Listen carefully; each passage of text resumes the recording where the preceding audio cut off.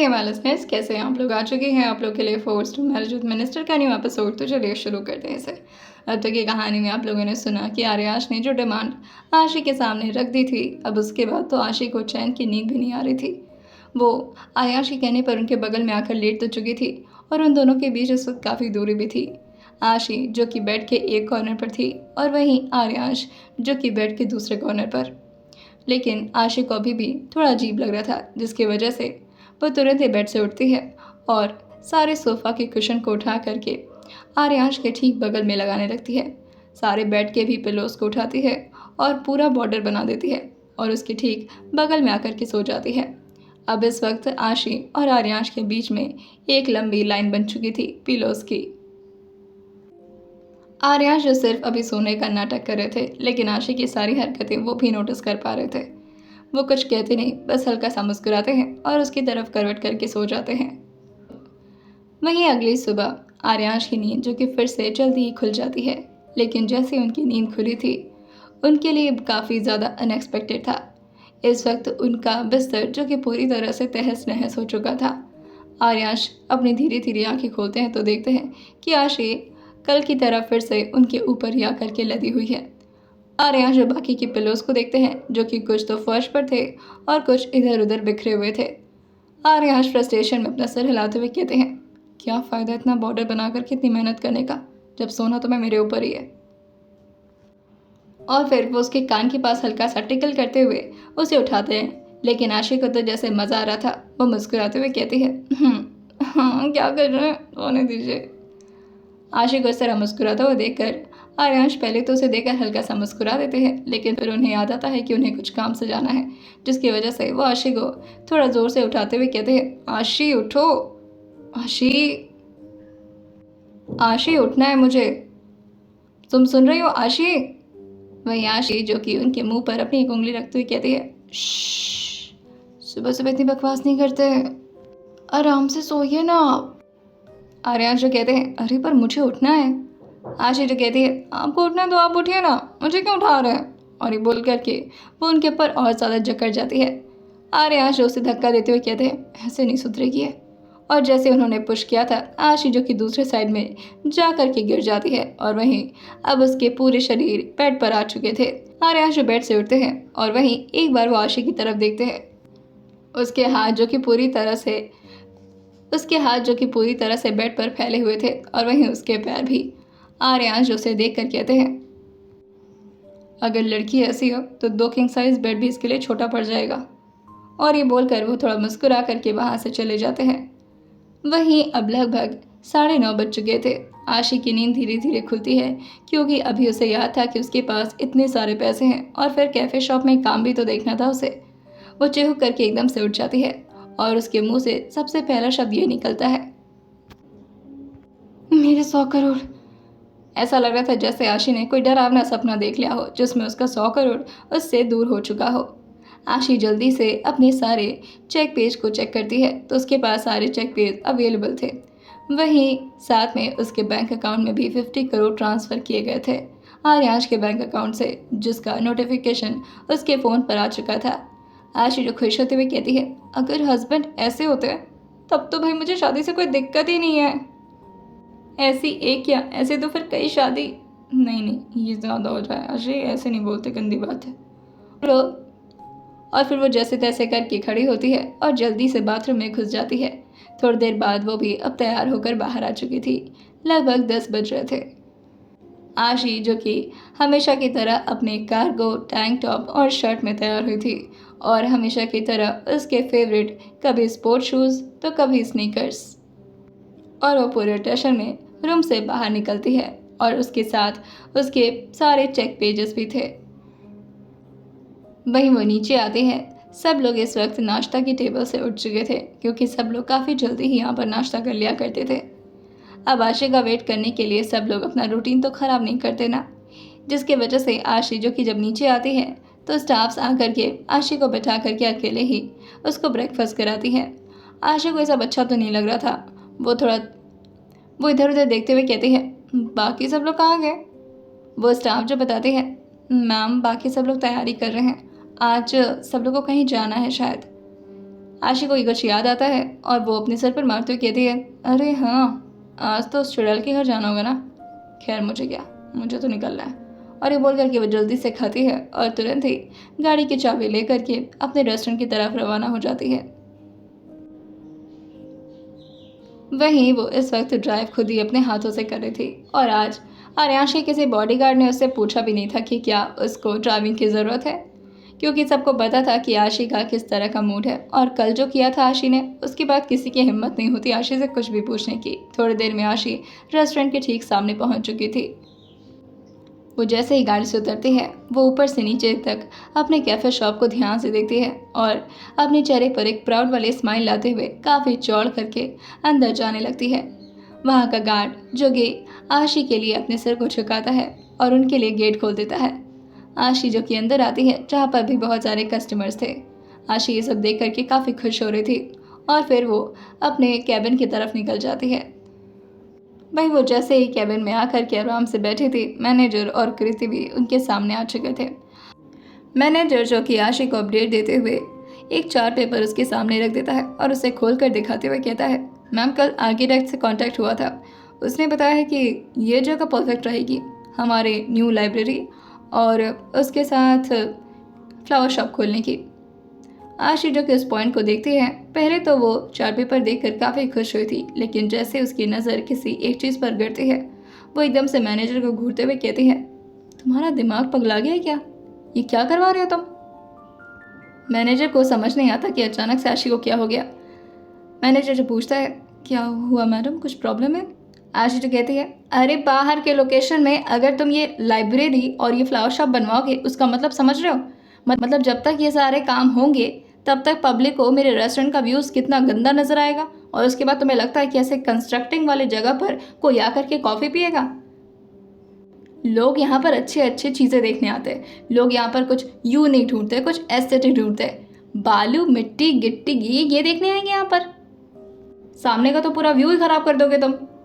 Manager कहता है, पर मैम क्या कर सकते हैं, अब बनाना तो पड़ेगा ना। आशी जो कुछ सोचती है और फिर अपने फोरहेड पर थोड़ा रब करते हुए कहती है, एक काम करो, आर्किटेक्ट को बुलाओ और अभी की अभी, राइट नाउ। मैनेजर जो कि बिल्कुल वैसा ही करने के लिए बाहर निकल जाता है। वहीं कृति जो कि आशी को ही देख रही थी। आशी जो कि कृति पर ध्यान देते हुए कहती है, क्या बात है, आज काफ़ी फॉर्मल कपड़े पहन कर आए? कृति जो कहती है, मैम कल से आपने अलाउ कर दिया ना वो ड्रेस कोड चेंज करवा करके, थैंक यू सो मच, मुझे वो काफ़ी अनकंफर्टेबल लगता था। आशी जो कहती है, ड्रेस कोड ऐसे ही होना चाहिए लड़कियों के। आशी जो आगे कृति से पूछती है, अच्छा वैसे एक बात पूछनी थी, यहाँ पर जो कस्टमर आते हैं वो फीमेल स्टाफ के साथ किस तरह बिहेव करते हैं? कृति जो कहती है, मैम ठीक ठाक ही रहता है, बस कुछ लोग आते हैं कभी कभी थोड़े होते हैं ख़राब से, तो वो थोड़ी बदतमीज़ी कर देते हैं। आशी जो कहती है, कभी हुआ है किसी स्टाफ के साथ? कृति जो कहती है, हाँ मैम, एक लड़की के साथ हुआ था, वो काफ़ी ज़्यादा टेंस्ड हो गई थी, उसके बाद वो यहाँ पर काम भी करना छोड़ दी थी, वो लड़कियों से थ्रेट दे रहे थे इस वजह से। आशी जो कहती है, अच्छा कोई बात नहीं, अब मैं आ चुकी हूँ और सारे स्टाफ से बोल देना ये तुम्हारी ड्यूटी है और तुम्हारी रिस्पॉन्सिबिलिटी भी है कि कोई भी स्टाफ को अगर कोई भी कस्टमर परेशान करता है तो बिल्कुल भी झिझक नहीं करेंगी उससे वहीं पर थप्पड़ मारने से पहले, और अगर वो नहीं मार पा रही है तो मुझे आकर के तुरंत इन्फॉर्म करेंगी, ठीक है? बाकी मेरी नज़र कैमरे पर तो दिन भर रहती है। और फिर वो बड़े से स्क्रीन की तरफ देखती है जहाँ पर इस वक्त हर जगह के सीसीटीवी फुटेज लाइव चल रहे थे। वहीं कृति जो खड़े होते हुए कहती है, मैम तब तक मैं बाहर की चीज़ें देख लूँ, अगर कुछ हो तो। आशी जो कहती है, बिल्कुल, जा करके चेक करिए। और फिर वो फिर से कैबिन में अकेले हो जाती है। वहीं वो अपने फ़ोन को देखती है और उस नोटिफिकेशन को बार बार देख करके वो ब्लश किए जा रही थी, जहाँ पर उसको 50 करोड़ उसके बैंक में ट्रांसफ़र होने का मैसेज मिला था। आशी जैसे देखते हुए कहती है, हाय मेरे चुमेश्वरी हस्बैंड। वो बस इतना बोली थी कि तभी उसे व्हाट्सएप पर कुछ मैसेज आता है जिसमें एक आई विंग का इमोजी बना हुआ था। जैसे ही आशी उस पर क्लिक करती है तो ये किसी और का नहीं बल्कि आर्यांश जी की शैतानी थी। वो पहले तो थोड़ा ब्लश करती है लेकिन फिर गुस्साते हुए कहती है, क्या है? दूसरी तरफ से आर्यांश जो कि उसको ऑर्डर देते हुए कहते हैं, अनलिमिटेड किसेस भेजो। जैसे ही आशी ये देखती है वो एकदम से हैरान हो जाती है और अपनी आंखें बड़ी बड़ी करते हुए उस मैसेज को पढ़ने लगती है, लेकिन उसका भी जवाब आशी के पास था। वो आर्यांश की ही बात को कॉपी कर देती है, अनलिमिटेड किसेस, और फिर उसे सेंड कर देती है। आर्यांश उसको एक गुस्से वाले इमोजी भेजते हुए कहते हैं, अनलिमिटेड किसेस दो, वो भी टेक्स्ट में नहीं, मुझे ऑडियो में चाहिए। आशी जैसे ये सुनती है वो गुस्साते हुए अपने रिकॉर्डिंग को ऑन कर देती है और इधर से वो काफ़ी सेडक्टिव वॉइस में रिकॉर्ड करते हुए कहती है, ओह मेरे हस्बैंड को किसेस चाहिए, ओके, तो अपनी आंखें बंद करिए और मेरी आवाज़ को महसूस करिए, मेरे प्यारे लविंग हस्बैंड। और फिर वह गहरी सांस लेती है, जिससे आर्यांश का मूड और ज़्यादा अच्छा हो जाए जब वो इस रिकॉर्डिंग को सुने तो। और फिर अपने होठों को और ज़्यादा मोबाइल के पास लाते हुए कहती है, तो क्या आप तैयार हैं मेरे किसेस को पाने के लिए? बड़े आए किसेस मांगने वाले, हट, नहीं दूंगी, क्या कर लेंगे? और फिर वो इस रिकॉर्डिंग को सेंड कर देती है। वहीं दूसरी तरफ से आर्यांश ने अभी स्टार्टिंग की रिकॉर्डिंग सुनी थी, जिसकी वजह से वो कुछ अच्छे अच्छे इमोजीज भेजते हैं, लेकिन जैसे ही वो लास्ट का रिकॉर्डिंग सुनते हैं वो कुछ फिर से गुस्साने वाले इमोजी भेज देते हैं और उसे भी एक वॉइस मेल भेजते हैं। जैसे आशी उसे खोल कर सुनती है, आर्यांश ने उसमें कहा था, मैं क्या कर सकता हूँ उसके बारे में, आप मुझे याद मत दिलाइए, क्योंकि आप भूल सकते हैं, मैं नहीं। आपका एक चेक अब बाउंस हो जाएगा, यानी कि सिर्फ आपके पास 90 करोड़ बचे हैं, और अगर चेक में देखा जाए तो सिर्फ 40 करोड़। जैसे आशी सुनती है वो एकदम से हैरान रह जाती है और कहती है, हाँ, अरे इतनी जल्दी कैसे पलट गए, अभी तो बोला था कि 100 करोड़ मेरे हैं। और वो तुरंत ही वॉइस मेल को सेंड करते हुए कहती है, देखिए मिस्टर, इस तरह की फालतूगिरी नहीं चलेगी। और वो अभी अपनी वॉइस को रिकॉर्ड ही कर रही थी, लेकिन उससे पहले ही बीच में आर्यांश का एक टेक्स्ट आ जाता है और फिर से आर्यांश के टेक्स्ट में लिखा था, now unlimited kisses my sweet wife. आशी जो कि बोलते बोलते रुक जाती है और उसकी बची कुची वॉइस मेल जो कि रह जाती है, और जितना वॉइस मेल उसने रिकॉर्ड किया था वो सेंड हो जाता है। आशी जो थोड़ा परेशान होते हुए कहती है, क्या मतलब अगर नहीं दूंगी तो? एक काम करती हूँ, फ़ोन ही ऑफ कर देती हूँ। और ये बोलकर वो फ़ोन की स्क्रीन को ऑफ कर देते हैं, लेकिन जैसे नोटिफिकेशन आता है स्क्रीन अपने आप ही ऑन हो जाता है। आशी पहले तो खुद को रोकती है, लेकिन वो ज़्यादा देर खुद को रोक भी नहीं पाती। वो तुरंत ही फ़ोन को ऑन करती है और उसमें फिर से आर्यांश का ही वॉइस मेल था। आशी जो थोड़ा डरते डरते उस वॉइस मेल को खोलती है और उसमें आर्यांश की काफ़ी सेडक्टिव वॉइस थी। आप मुझे इतना ज़्यादा नॉर्मलाइज कैसे कर सकती हैं? आपको पता है ना कि आपके हस्बैंड क्या कर सकते हैं? और वैसे मुझे किसेस चाहिए थे, आपने फालतू में वॉइस मेल भेज करके अपने 20 करोड़ गवा दिए हैं। आशी जैसे ही सुनती है वो फिर से हैरान रह जाती है। वो आगे एक वॉइस मेल भेजती, लेकिन वो तुरंत ही रुकते हुए कहती है, आप कोई रिस्क नहीं ले सकते। आर्यांश फिर से उसे वही अनलिमिटेड किसेस की डिमांड करते हैं। आशी को इस वक्त आर्यांश पर काफ़ी ज़्यादा गुस्सा आ रहा था। जैसे वो सिर्फ आंखों वाली इमोजी भेजती है जिसमें उसके लिप्स ही गायब थे, और ऐसी बहुत सारी इमोजीज भेज करके वो अपने फ़ोन को ऑफ कर देती है। वहीं तभी बाहर से मैनेजर जो कि आर्किटेक्ट को अंदर लेकर आता है। आशी जो कि अपने हेड चेयर पर आराम से भी बैठी हुई थी और वो आर्यांश के आगे के रिएक्शन का वेट कर रही थी, लेकिन जैसे आर्किटेक्ट आता है आशी फिर से अपने पूरे स्ट्रिक्ट ऑरा में वापस आ जाती है और ठीक से बैठते हुए आर्किटेक्ट से कहती है, come on have your seat. वो उसके सामने थोड़ा सर झुकाते हुए कहता है, गुड मॉर्निंग मैम। आशी जो कि मैनेजर से कहती है, आप जो कॉफ़ी वगैरह लेकर आई, क्योंकि आपको तो चीज़ें समझ में आने वाली नहीं है।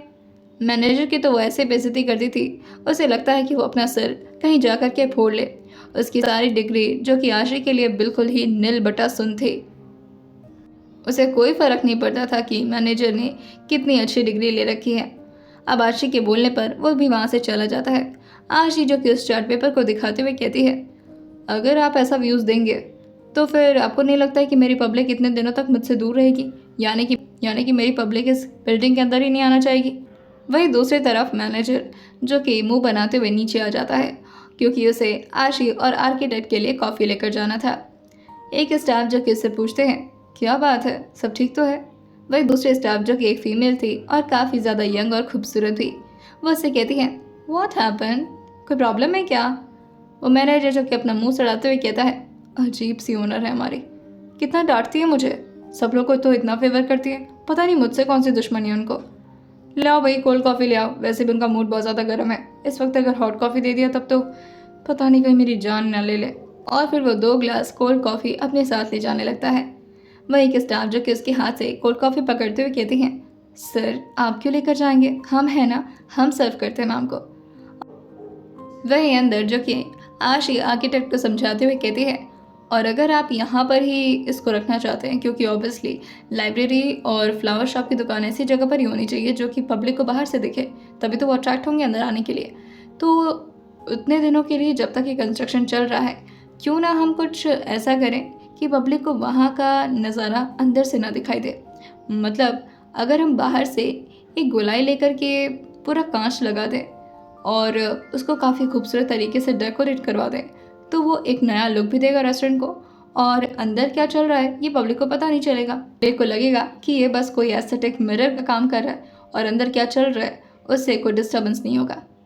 आर्किटेक्ट जो कि आशी की इस बात को सुनकर एकदम से दंग रह जाता है और वो आशी से पूछता है, आप आर्किटेक्ट रह चुके इससे पहले, आपने क्या इंजीनियरिंग की है? आशी जो कहती है, नहीं ऐसा कुछ नहीं है। वही वो आर्किटेक्ट पूछता है, तो आप कोई आर्टिस्ट थी क्या? आशी कहती है, अरे नहीं बाबा कुछ नहीं थी मैं, क्यों ऐसे क्यों पूछ रहा है? वो आर्किटेक्ट जो कहता है, ये चीज़ तो मेरे दिमाग में ही नहीं आई, आपने तो तुरंत ही प्रॉब्लम बताया और खुद ही सोल्यूशन भी निकाल लिया, माइंड ब्लोइंग।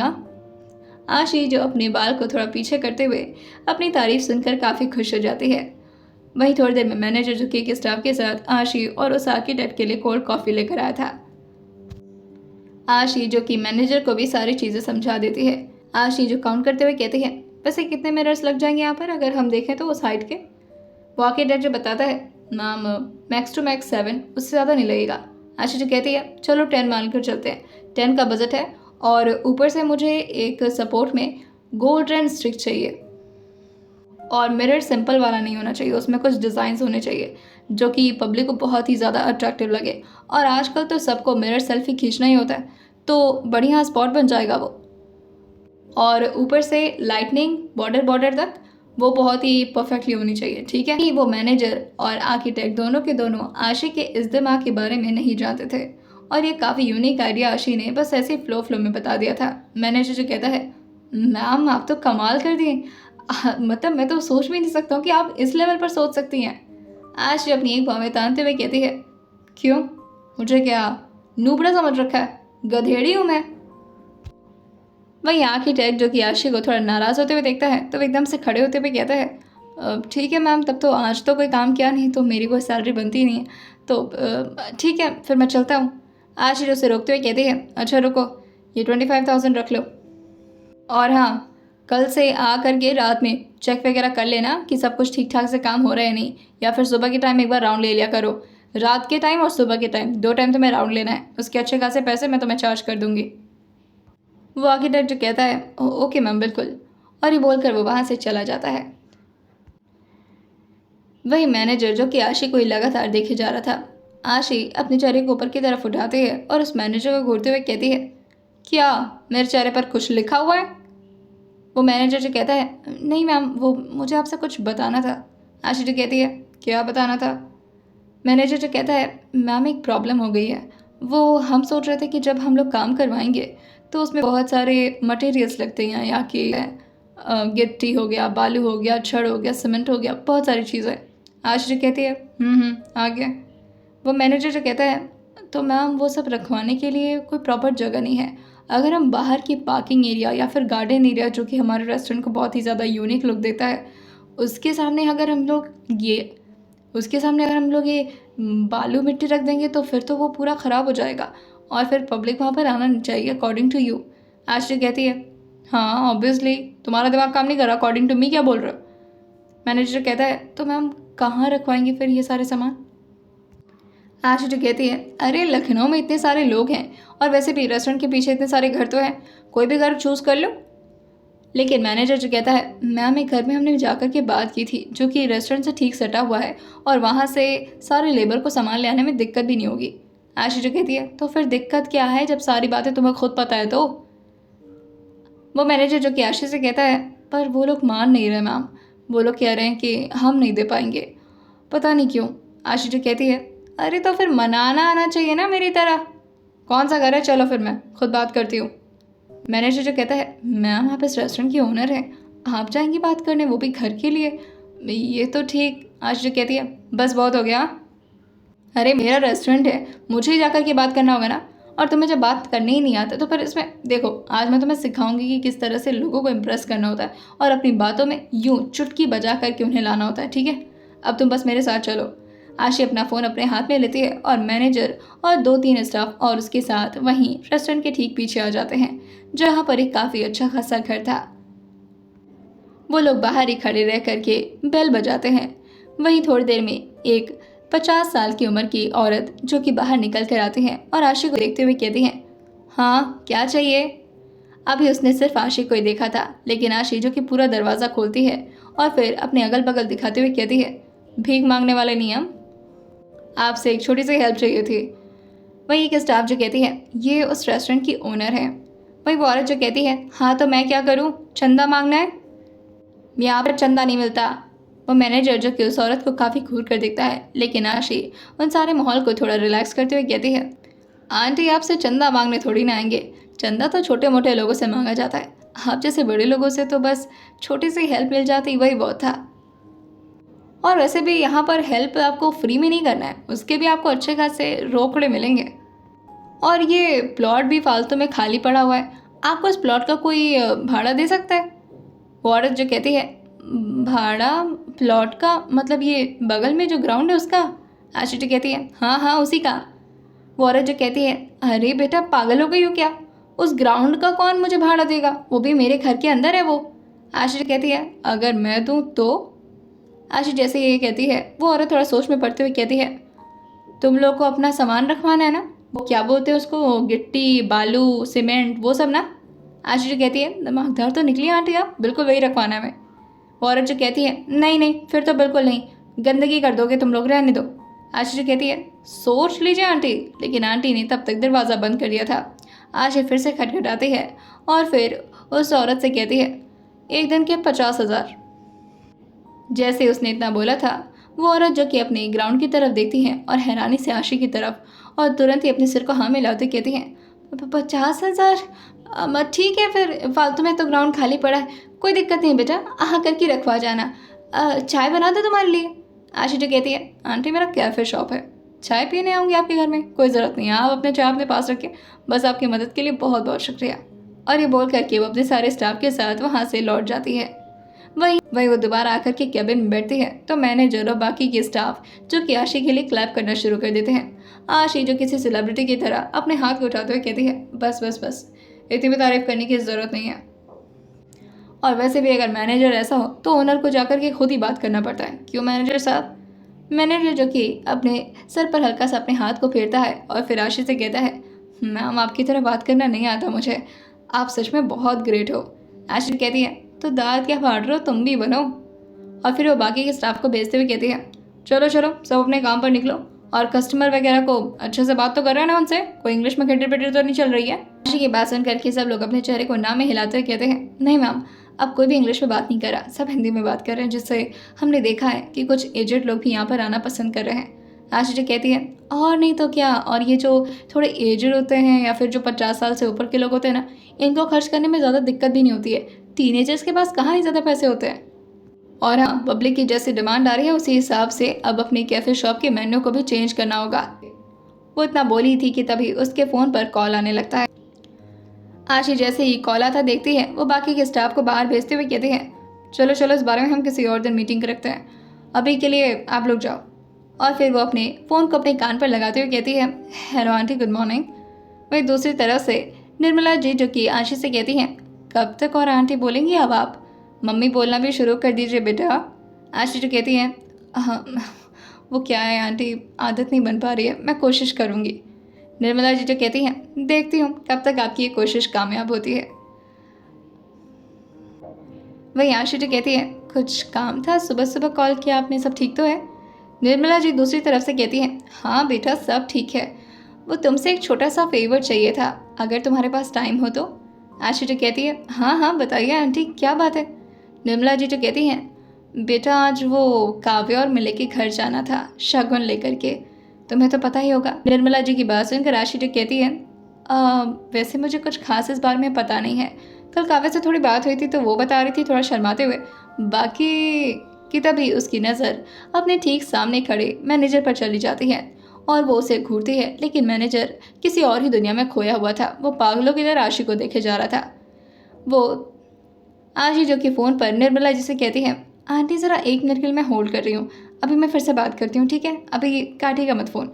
और फिर वो तुरंत ही फ़ोन को होल्ड पर करती है और उस मैनेजर के सामने चुटकी बजाते हुए कहती है, ओ ओ मिस्टर, कौन सी दुनिया में खोए हुए और मेरी बात सुन रहे हो कान लगा करके, दफो यहाँ से, जी पड़ गएंगे।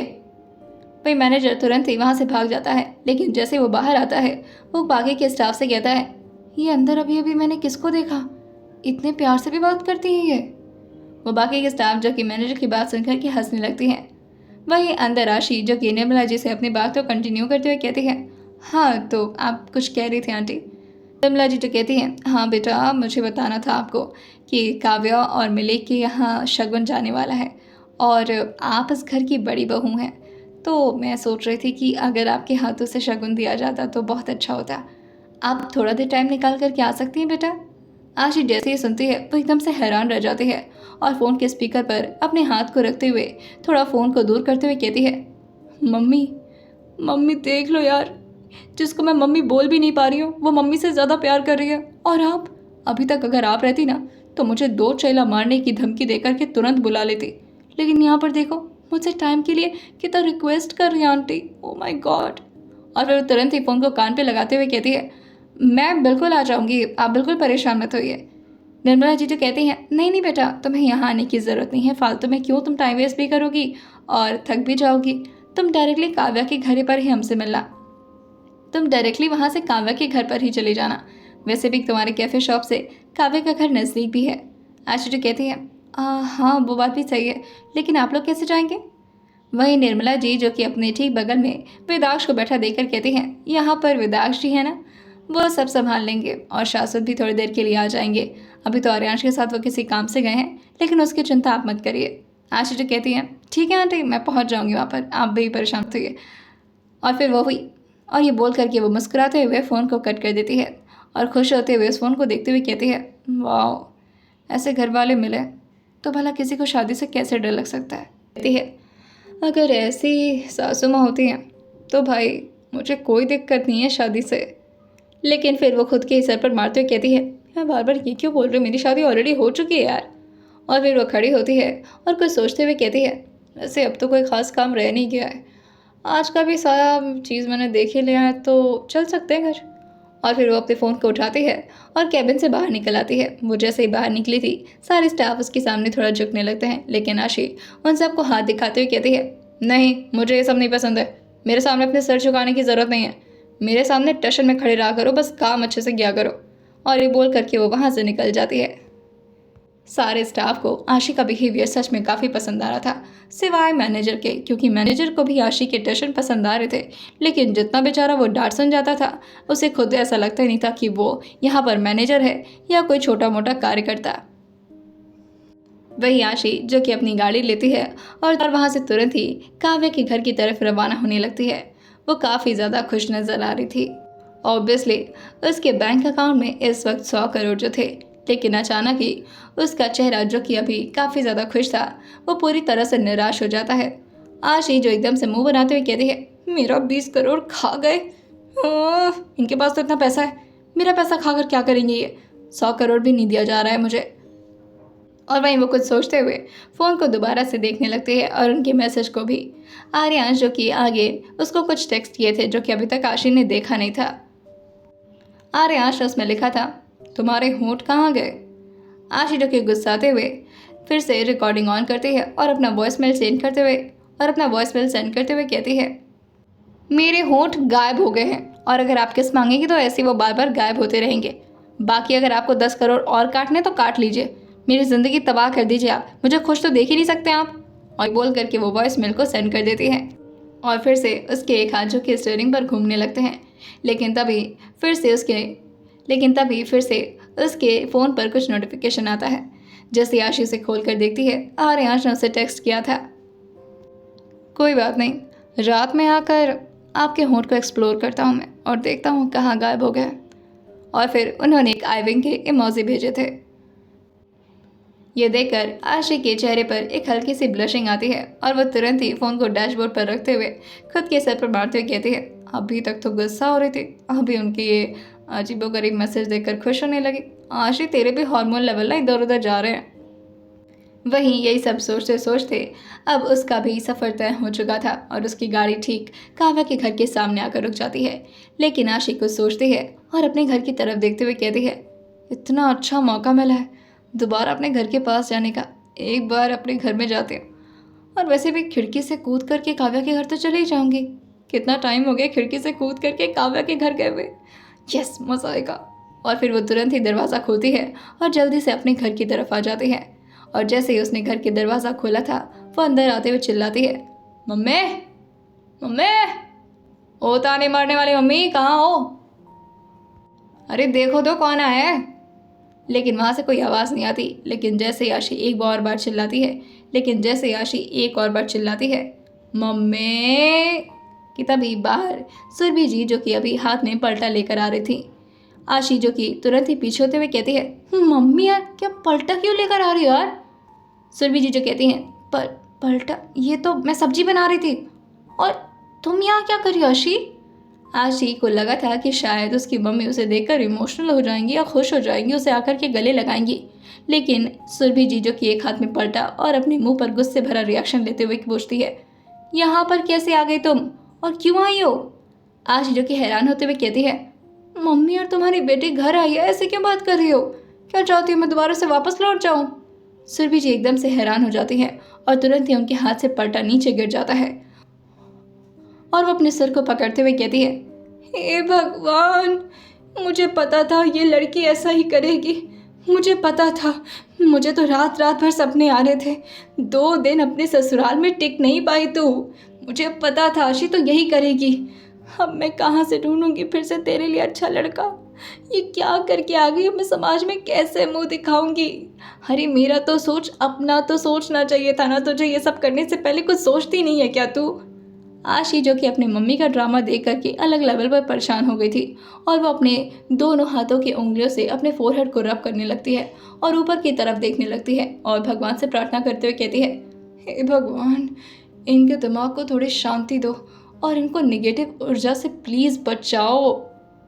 वही सुरभि जी, जो कि रोते हुए कहती है, मुझे ये उम्मीद नहीं थी। मुझे लगा था तू वहाँ पर सेटल हो जाएगी बेटा। मुझे पता था कि मेरे अलावा तुझे और कोई नहीं संभाल सकता।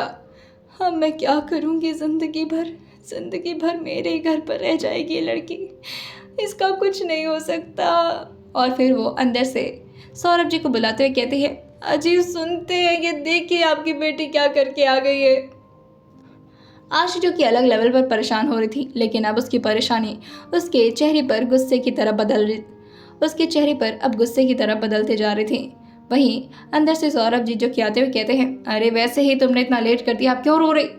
लेकिन जैसे वो आशी को देखते हैं, वो पहले तो आशी की तरफ आगे बढ़ते हैं, लेकिन उससे पहले उनकी नज़र सुरभि जी पर चली जाती है, जो कि इस वक्त अपने सर को पकड़ के रोए जा रही थी।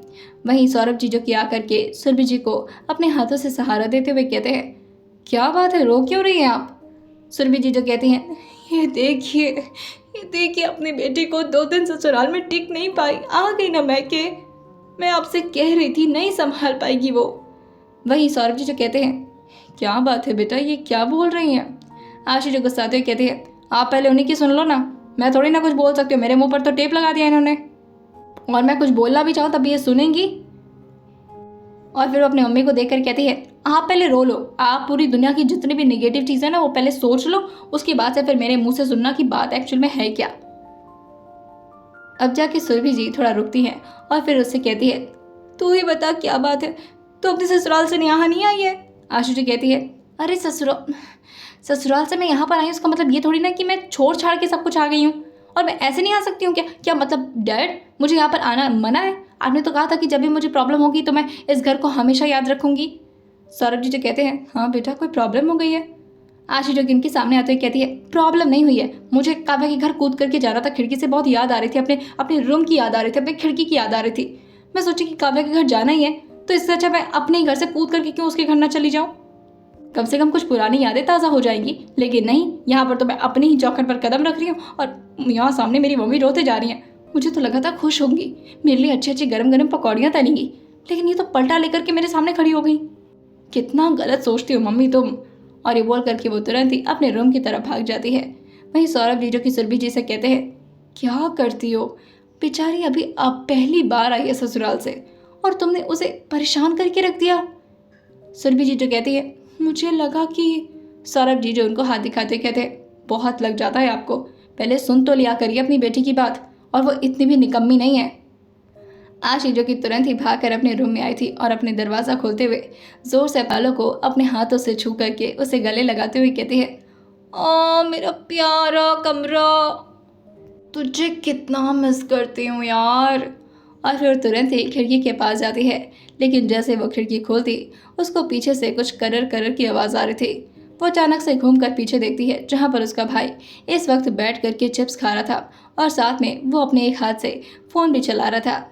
आशी जो तुरंत ही उसके चिप्स को छीनती है और उसका कान पकड़ते हुए कहती है, चिपकड़े, यहाँ पर क्या कर रहा है, ये मेरा कमरा है, यहाँ से चली गई इसका मतलब ये नहीं कि तू यहाँ पर आकर के ऐश करेगा, मेरी आत्मा अभी भी इसी कमरे में है। वही उसका भाई जो कि अपने कान को छुड़ाते हुए चिल्लाते हुए कहता है, अम्मी चिपकड़ा बोल रही है।